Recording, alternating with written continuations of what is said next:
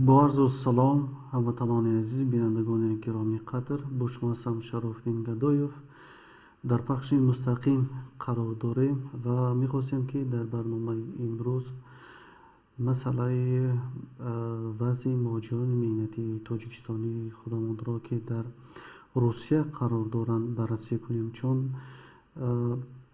طبیعی است که بعد از این کرانتین ها و بعد از این وبایی که با نام کرونا ویروس آمد حتما یک پیامدهای اقتصادی برای خودش دارد و این طبیعی است که دیگر زندگی مردم، شرایط مردم، وضع اقتصادی کشورها به طور پیشتر نخواهند شد و بنابر همین ما خواستیم در این مورد با تحلیلگر و کارشناس مسائل اقتصادی و با ما هستند عبدالمنان شیرالیف، کارشناس مسائل اقتصادی. السلام علیکم و خوش آمدید به برنامه تحلیل باید گفت.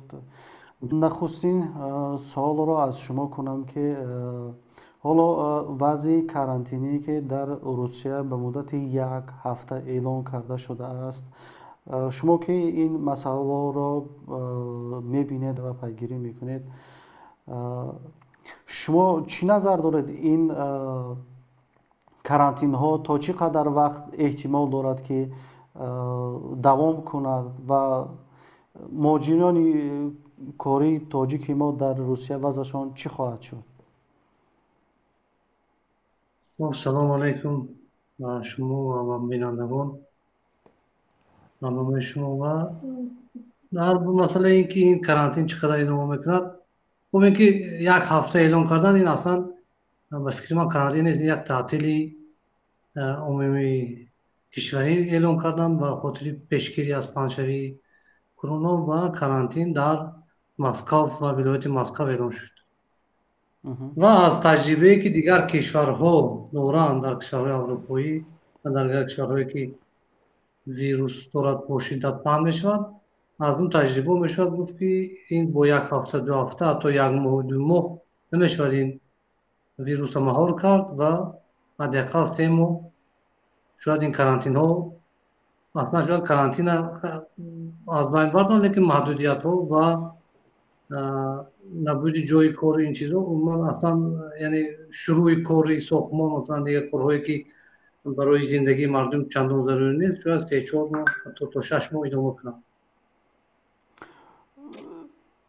بسیاری هم به همین باور است که چون حالا واکسین همین بیماری ویروس پیدا نشده است، شاید که بیشتر از آنهایی هم که تکیه به این میکنند که تو اگر واکسین این پیدا نشود احتمالی کرانتین میتواند تا 6 ماه ادامه کند. حالا که 6 ماه گذرد و این مهاجرین تاجیکستانی ما که 1.5 میلیون هستند، آنها که پول ندارند، مبلغ ندارند، آنها باید چیکار کنند در این شرایط؟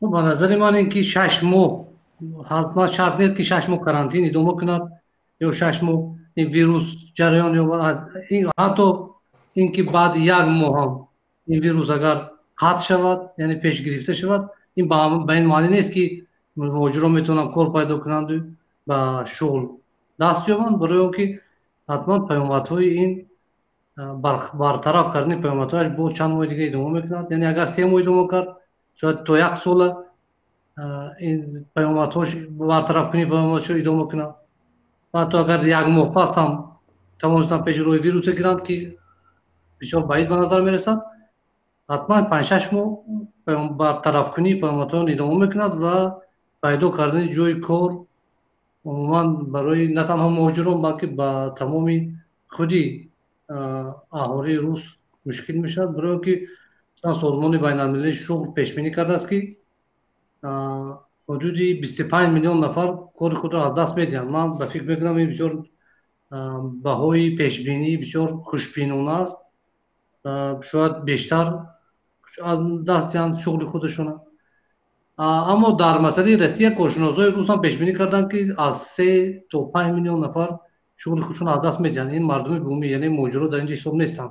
اونا کارهای حساب میکنن که کارهای دائمی و با حجت و شاید یک قسم ماجرانی که با اجازتنامه با پتنت با اینا کار میکنن در نظر گرفته شدن اصلا، لیکن از 3 تا 5 میلیون باید کار خودشون از دست یا شغل خودشون. و چون که ما میدونیم اولین نفری که شغل خودش از دست میدن این حتما مهاجر کاری است، و خصوصا اونهایی که در ساحه‌های غیر ضرورتی اول کار میکنن مثلا ساختمان، و امکان زیاد است که بیشتری از مهاجران کار خودشون از شغلشون از دست دهند و این که از کرانتین اعلام کردن و برآمدن و بیرون ماندن است. بسیار متاسفانه خیلی از هموطنان ما شاید چند ماه در خانه‌شان حبس مانند حبس خانگی که با شرایط زندگی اونها حتما تاثیر میکنه.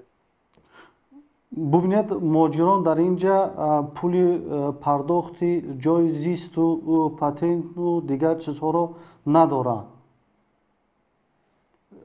واقعا این برای نان خوردن هم پول ندارن. حتی بسیاری هاشان وقتا آخر کار نکردن و منتظر بودند که در فصل گرمی کار زیاد می شود و در این فصل کار کنند، و حالا که این با این مسئله مشکل روبرو شدند. در این شرایط حکومت تاجیکستان به نظر شما چیکار باید کنند که با مهاجران در روسیه کمک کنند؟ به نظر من امکان کمک به مهاجران در روسیه را حکومت ندارد. حتی امکان کمک به مهاجرانی که نتوانستند برای اومدن و اونا هم 300-400 هزار نفر شاید نیم میلیون نفر باشند که موسمی می اومدن و حاضر بهار عین اومدن اونها بود، موسمی اونها بند موندن در کشور و حتی همون مونده در کشور مونده ها چی با کار چی با کمک پولی تقریبا این امکان حکومت تاجیکستان نداره. یعنی مثل کشورهای دیگر که توانستن با شهرونداشون کمک های اقتصادی کنن، مثلا امریکا 2.5 تریلیون دلار برای جدا کرد، کشورهای اروپایی از 300 تا 600-700 میلیارد یورو جدا کردن و خود روسیه هم پولای زیاد جدا کرد برای اون کار و ذخیره‌اش هم خریداری ذخیره‌اش هم باز کرد که علاقه به مصرف اون شروع کرد. متاسفانه تاجیکستان نه ذخیره زیاد دارد که تواند مهاجران با کار و کمک پولی تامین کند و نه جای کار. تشکیل جای کار کار ساده نیست که مثلا گیران در یک هفته یک ماه 2 ماه 3 ماه جای کار زیاد تاسیس شد مهاجرین و کار مشغول شدند. بنابراین اینکه ما با امید باشیم که حکومت میتواند امکانش دارد و مهاجرین در روسیه بوده کمک کند، غیر از کمک حقوقی و دیپلماتی دیگر کمک به فکر من که امکانش ندارد. این نه تنها حکومت تاجیکستان، اصلا هیچ حکومتی هم در این موضوع و نه حکومت روسیه و نه دونور دیگر مبلغ گذارو امکان بسیار کمی کمک به مهاجران تاجیک در روسیه را دارند. ببینید در چنین شرایط مهاجرین تاجیکستانی ما باید کجا روند؟ به تاجیکستان روند که در آنجا خانه و در دارند، حداقل از پرداخت خانه پولی و از پرداخت پتنت و دیگر مصرفایی که در روسیه دارند خلاص می شوند و در خانه خود خواهد به زمین های خود کار کنند، به دیگر کارهایی که خواجگی داری است یک کمی به زندگی خانواده خودش کمک کنند. و در چنین شرایط حکومت حداقل باید چیکار کند که این مردم رو تشکیل کند که به وطن برگردند، آدم هایی که دیگر به جای کار ماندند و در کرانتین نشینند. مقصد ولی درست وقتی اگر بر کشور برگشتند امکان کمتری حداقل مصرف کمتر وجود دارد، لیکن برگرداندن اینقدر آدم این کار سخت نیست. این کار 1 ماه 2 ماه تا 5 ماه 6 ماه هم نیست که شما گیرید 1 میلیون آدم در کشور برگردانید، در حالی که با روها بستن، سرحدها بستن. من تصور نمیکنم که چگونه میشود این قدر آدم بیرون برد. با طیاره نمیشود، این بسیار گران تمام میشود و مبلغی اینقدر مبلغ ندارد، نه حکومت ترکستان و نه حکومت روسیه که مهاجران بی پول به کشور برند. با قطار سرحدها بستگی هستند، سرحدهای قزاقستان و ازبکستان دیگر رو. حتی اگر در صورتی گرفتن اجازت انتقال مهاجران از روسیه به تاجیکستان هم این کاری یک ماه دو ماه نیست و 5 6 ماه طول میکشد که در این مدت میتواند بحران تمام شود و کم کم شغل ها شروع به پیدا شدن کنند، مهاجران کار پیدا کنند. بنابراین من فکر نمیکنم که این صلاح کار باشد بردن اینقدر آدم به تاجیکستان. چند درصد مهاجر میتواند که به جای کار ماند؟ به نظر من حدود 50% میتوانند به جای کار مانند، اصلا اونایی که در ساختمان کار میکنند و در ساحه خدمت رسانی مثل رستوران و کافه این جاهای مسائل خدمت رسانی که اونا علاقه شروع کردن با مفلس شوی. حتی قبل از اون که مسکو کرانتین اعلام کرد، شرکت های زیادی ساحه خدمت رسانی و مفلس شوی شروع کردن و 50 تا 80% مشتریان خودشون از دست دادن و برقرار شوی این ساحه حتی بعد تمام شدن ویروس هم 6 7 ماه وقت میخواد و بیشتر اونهایی که در این ساحه در ساحه خدمت رسانی کار میکردند شغل خودشون از دست دادند و داده ایستادند و در آینده در یک ماه نیم ماه دیگر اونهایی که با گمان غالب از دست میتیند و ساختمان هم ساحه ساختمان ساحه است که پیش از همه با وقتی بحران شروع شد اولیش وارد میشد و آخرین از اون خارج میشد. یعنی ساختمان حالا مثلا کم کم دارد ادامه دارد، لیکن در ماهای نزدیک شاید که خیلی کمتر از سال گذشته شود، شاید 50% کمتر، شاید از اونم بیشتر و بیشتر اونها که در ساختمان کار میکنن شغلشون از دست میتین و اونهایی هم که در ساحه شخصی کار میکنن، یعنی در خانه های شخصی اونها کار میکردن، اینا ساختمان خانه یا که خدمت در خانه من هر کاری برای شخصی ها کار میکردن یا صاحبکاران کوچک، اونا با گمان زیاد بیشترشون شغلشون از دست میدن، چون که مردم روس هم درآمدشون حتی تنها حساب قرب روبل 15-20% کم شد و این ادامه میکند. این بحران با پای پیش بینی تمام تحلیلگران این بحران اقتصادی در جهان و در روسیه حداقل 3-4 ماه تا 6 ماه تا 1 سال ادامه میکند و وقتی که ادامه کرد شغل طرف کم شدن میگیرد و امکان زیادی از دست دادن شغل برای مهاجران وجود دارد. سطح درآمدناکی آنها تا 20-30% به نظر شما کم می شود؟ آنهایی که 50% که در داخل روسیه میمانند جای کار پیدا میکنند. نه 20% علاقه کم شده حساب قرب روبل. مثلا وقتی قبلا اگر فرض کردیم 30,000 33,000 اگر ماهانه میگرفتم میشد $500. 33,000 میشد کمی بیشتر از $350. $150 علاقه کمتر شد، یعنی 15 تا 20% علاقه، بله 20% علاقه درآمدشون کمتر شد. این تنها حساب قرب روبل و حساب اینکه درآمد مردم عمومی در روسیه کم میشود، درآمد شرکت ها کم میشود، اقتصاد بحران از این حساب نرخ‌ها ارزان میشه، نرخ کار جای کار کمتر میشود، از این حساب ما خیلی کمتر میشه درآمد و حتی اگر یعنی تمام کارها شغل‌ها باقی مانند، مهاجران در جاهای کارشون باقی مانند، درآمدشون حتما حداقل 30% کمتر میشه. در خود تاجیکستان چقدر به قطشوی پول امکان دارد؟ حالا که قربی سامانی 50 سامان ارزش خودش را از دست داد، از دارد $100 با 120 سامان برابر است طبق چیزی مقرر کرده بانک ملی تاجیکستان. دستگاه پیشبینی کرد میشود. پیشبینی کردن این دستگاه مشکل است، لیکن حتما به قربشوی ادامه میکند برای اون که اقتصاد تاجیکستان اساساً وابسته به انتقال پولهای مهاجرین است و وقتی هر چقدر انتقال کمتر شد همانقدر حجم اسعار خارجی در کشور کمتر می شود. وقتی که حجم اسعار کمتر شد حتما اون با بلند شدن قرب اسعار و پس شدن قرب پول ملی می رسوند.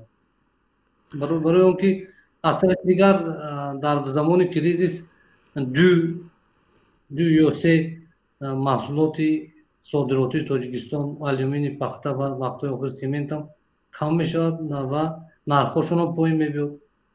در زمان بحران اصلا همین هر وقت بحران می شود همین این گونه نمود محصولات نرخشون قیمتشون پایین می رود. از این حساب درآمد ارزی تاجیکستان کمتر می شود. از همین حساب وقتی ارز در کشور کمتر شد حتما به بیکارشوی پول ملی آورده می رسند. ببینید ما ذخیره های طلا و دیگر چیزها نداشتیم که برآورده فروشیم و به عوضش قربی اسعار وارد کنیم.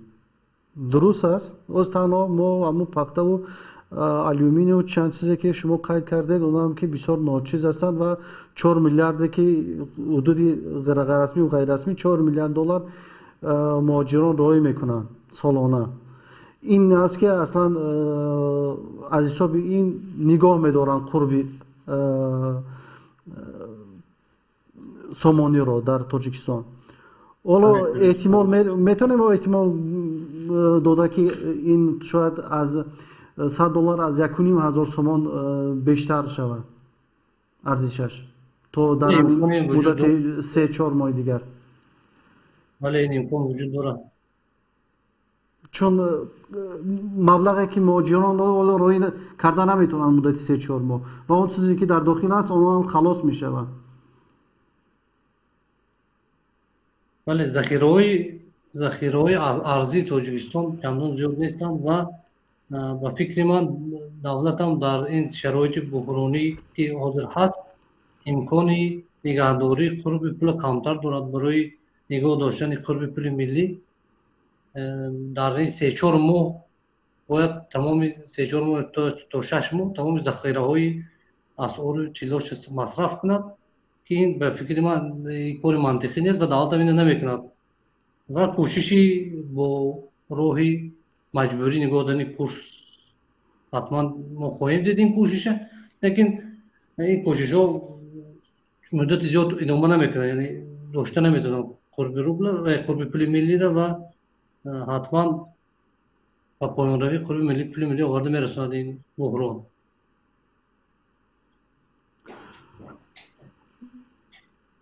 خود مهاجرانی که در داخل تاجیکستان ماندند و نتوانستند به روسیه بیایند خیلی تعدادشان زیاد است و بسیار کارشناسان تخمین میزنند که حدود 400,000 شاید باشد و این تعداد شماره شهروندان ما همچون شهروندان بیکار هستند.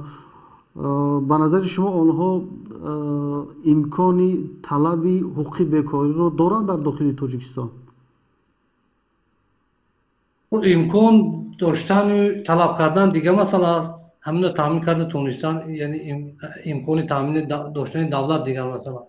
یعنی مثلا اگر طلب هم کنم که با جای کار تامین کنم دولت این امکان ندارد. به نظر من یگانه امکانی که دولت دارد این تقسیم تمام زمین های باید انجام دهد. یعنی من جای دولت میشدم همین کار میکردم. در تمام زمین هایی که امکان کشتکار در آن وجود دارد باید با همه نفرانی که در کشور ماندن تقسیم کرده شود تا آنها توان حداقل با محصولات ضروری اول با سبزیجات دیگر مثلا دانه‌باری خانه خود تامین کرده تا خانواده خود. برای اینکه ما وقتی آخر شاهدی نه تنها بسته شدن سرحدها بلکه شاهدی منع کردن صادرات مواد خوراکواری از طرف بعضی کشورها میشویم. مثلا روسیه چند روز قبل فکر کنم 27 بود یا 26 24 بود صادرات یارمی یعنی گریچک و دیگر این چیزها رو منع کرد.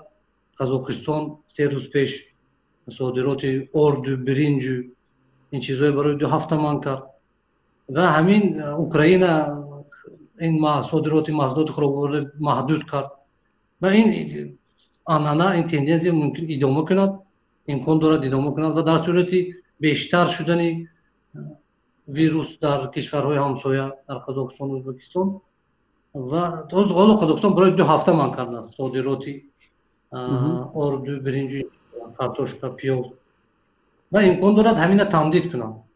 Яъне ин метавонад дар мисалан моҳҳои шояд 5-6 моҳ пас ба камбуди маводи хӯрокворӣ дар кишварҳои воридкунанда оварда расонад.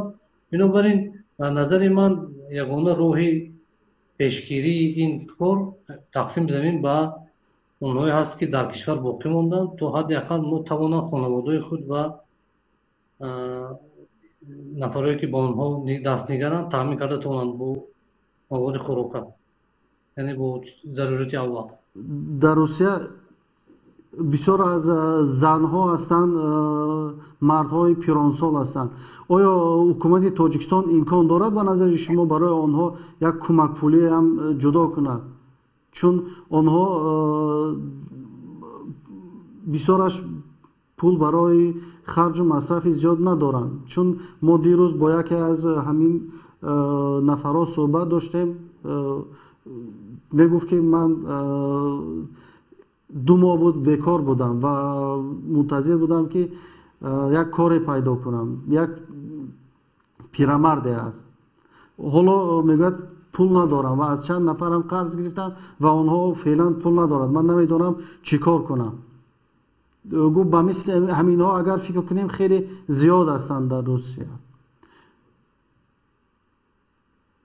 бале, ба назари манам махсус занҳое, ки барои кор рафтанду дар ин шароити буҳронӣ коршон аз даст доданд ва имкони дарёфти кор ва ризқу рӯзия дар Русия дигар надоранд, ҳадди ақал ҳаминҳо бояд баргардонда шаванд ва фикр мекунам шуморашон чандон зиёд нест ва шояд дар 2-3 ҳафта ҳукумат тавонад онҳоро баргардонад ва ин кор бояд ҳатман карда шавад, новобаста аз он ки чӣ қадар масраф талаб мекунад ва чӣ қадар вақт мехоҳад, барои он ки ҷавонҳо, мардҳо метавонанд як кор пайдо кунанд ё як ҷойи хоб, ҷойи зист, ҳатто метавонанд дар ин гармиҳо дар берун ҳам кор кунанд, лекин барои занҳо бисёр мушкил аст.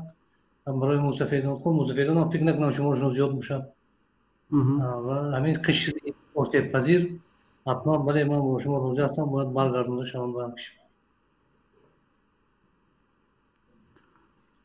аммо масалан мунтазири ин шуданд, ки буҳрон тамом мешавад, ҷойи кор пайдо мешавад, ӯ занҳо ва ҷойҳо корҳои пештаршон бармегарданд, ба фикри ман чандон мантиқӣ нест.